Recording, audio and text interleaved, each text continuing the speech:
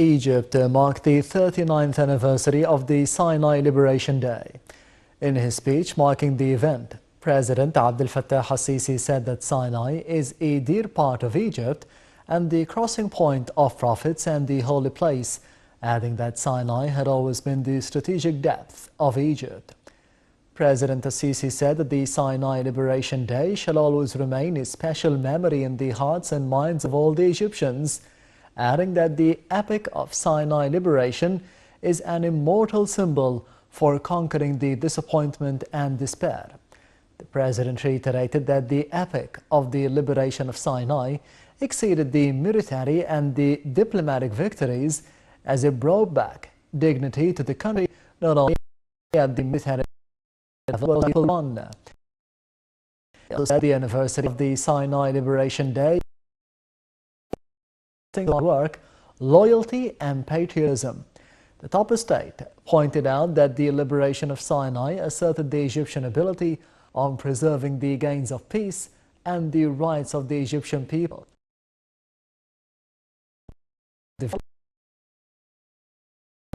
To a better future. Earlier, President al-Sisi led a wreath of flowers on the Unknown Soldiers Memorial in Nasr City.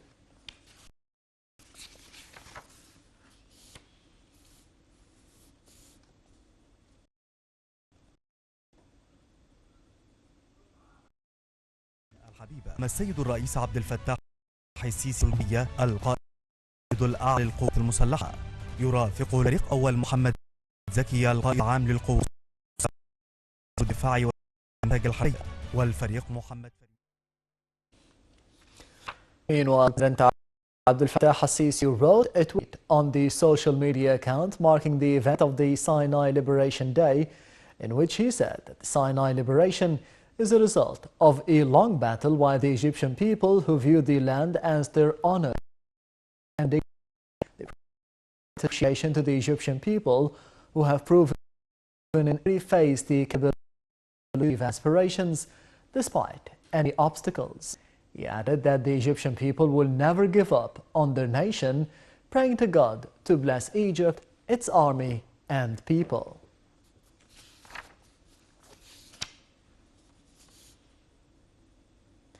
Egypt's First Lady Intisar al-Sisi on her social media account expressed appreciation to the armed forces and the Egyptian mines, which she said have proven the utmost capabilities to fulfill the national message, removing the illusions and attaining victory.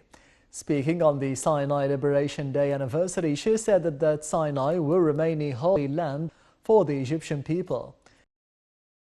The battle for the liberation of Sinai will forever bear the witness to the glories of its people who have become a role model for the generations to come.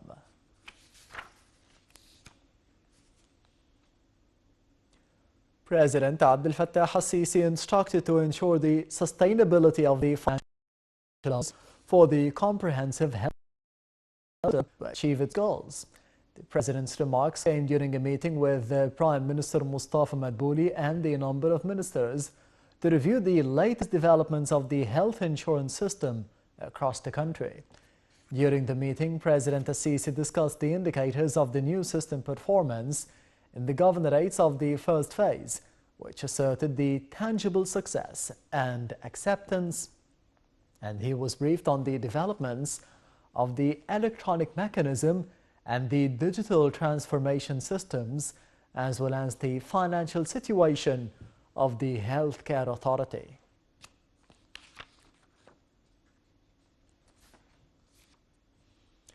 Within the framework of the national vaccination campaign against the COVID-19, presidential spokesman Bassam Radi said that President Abdel Fattah al-Sisi had received the coronavirus vaccine shot.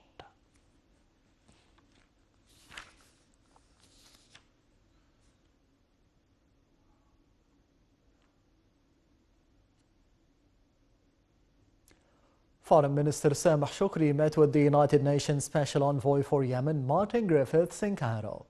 Griffiths is expected to meet with the senior officials and members of the Arab League to discuss the developments to solve the Yemeni crisis.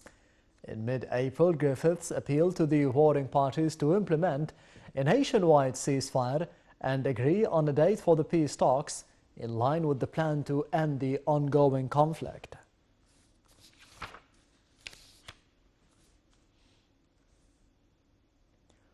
Pope Theodoros II, the Pope of the Coptic Orthodox Church of Alexandria, headed a mass celebrating Palm Sunday at the Virgin Mary and St. Caras Cathedral in Bashair al-Khair 3 zone. The Pope had directed strict adherence to the names list of attendees of the Mass in accordance with the coronavirus precautionary measures. He said that those who are known to be infected or in close contact with the patient will receive apology notifications for not receiving them at the Mass.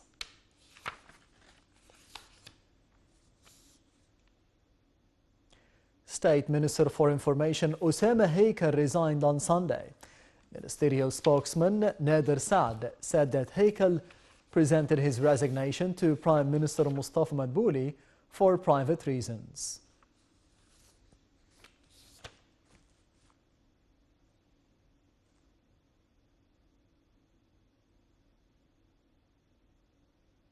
والنجاح في إطالة أمد. More than 80 people died when a fire ripped through a Baghdad hospital for the COVID-19 patients, sparking outrage and the suspension of the top officials overseeing the Iraqi crumbling health